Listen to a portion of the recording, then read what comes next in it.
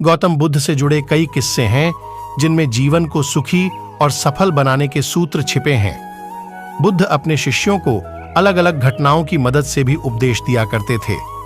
उनका एक शिष्य ऐसा था जो किसी से ज्यादा कुछ बोलता नहीं था। वह सिर्फ अपने काम पर ध्यान देता, काम पूरा होने के बाद एकांत में चला जाता। वह ध्यान में बैठा रहता था। बुद्ध के अन्य शिष्य सभी से मिलजुल कर रहते थे।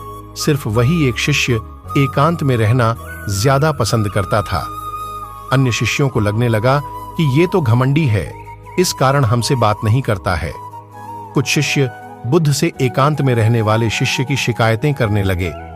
बुद्ध ने सोचा कि इतने सारे शिष्य हैं, कुछ लोगों का आपस में तालमेल नहीं बन पाता है, इसी वजह से ये शिकायत कर रहे हैं, एक दूसरे की बुराई कर रहे हैं।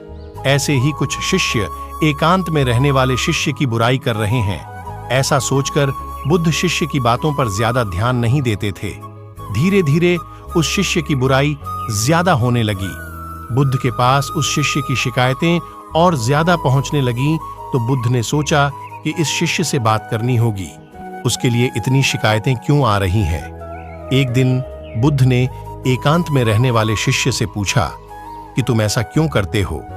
सभी लोग तुम्हारी शिकायतें कर रहे हैं। उस शिष्य ने कहा कि तथागत आपने घोषणा कर रखी है कि कुछ दिनों में आप ये संसार छोड़ देंगे, तो मैंने ये तय किया है कि जब तक आप यहाँ हैं मैं आपसे एकांत और मौन का महत्व समझ लूं।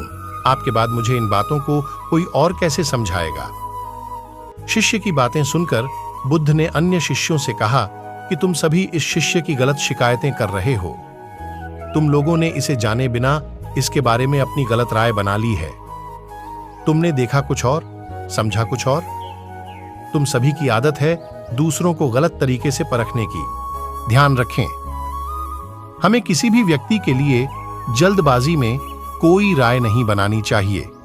किसी व्यक्ति से मिलते समय उसके बारे में पहले से कोई राय न बनाएं। पहले उस व्यक्ति की गतिविधियों को देखें, समझें और फिर किसी नतीजे पर पहुंचना चाहिए। दोस्तों, आप सभी को यह कहानी कैसी लगी?